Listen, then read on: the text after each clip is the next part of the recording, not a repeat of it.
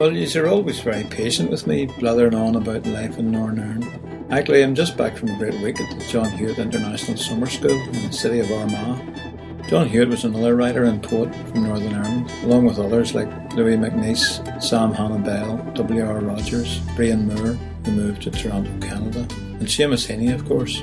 There's been a wealth of writing and poetic talent from this wee province of Ulster. Anyway, during the week we had various readings and discussions with poets such as the well-known Michael Longley, from writers and journalists. We also had music from people such as well-known author and also mandolin player Louis de Bernier, accompanied by Ilona Antonius Jones on flute and keyboards. Also we had the heartstring sessions with guitarist Artie McGlynn, fiddler Nolly Casey, her sister Marina Cahassi on harp and whistle, and flat-picking guitarist Chris Newman.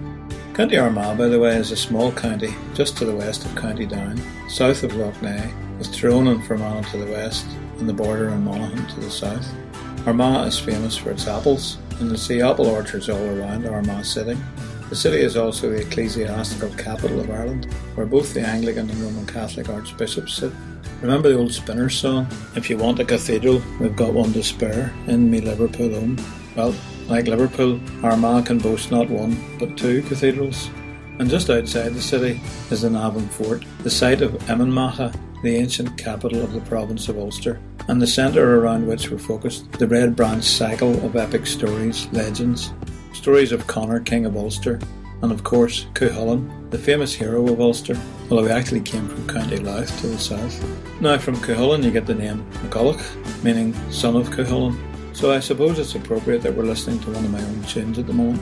Only play one now and then. Well, back to Cuchulain the hero. He was originally named Satanta, and he was sent to Emanmacha to train as a warrior for Ulster. This training included a whole lot of games of hurling. If you've ever watched a hurling match, you'll know it can be quite similar to a war. Anyway, Satanta had been invited to the house of Cullen and Smith for a feast with the rest of the Ulster court, but he wanted to finish the hurling match, so he arrived late at Cullen's house. The gate of thorn bushes was already pulled across the entrance, and Cullen's fierce hound had been let loose to guard the place. Satanta had to fight with the hound and eventually he killed it, which didn't go down too well with Cullen, its owner.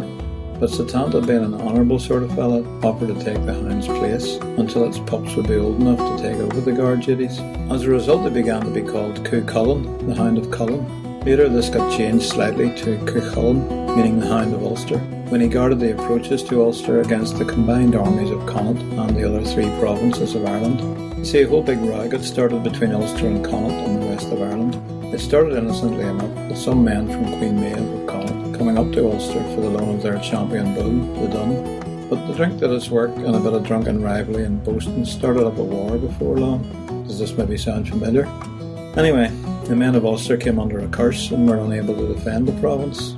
Cuchulain was the only warrior of Ulster who was not affected by the curse, so as the armies of Ireland approached Ulster, each morning he would stand on the northern bank of every river ford on the way and issue a challenge to single combat to the armies. They would send out a champion to fight him, and the progress would be halted for the day.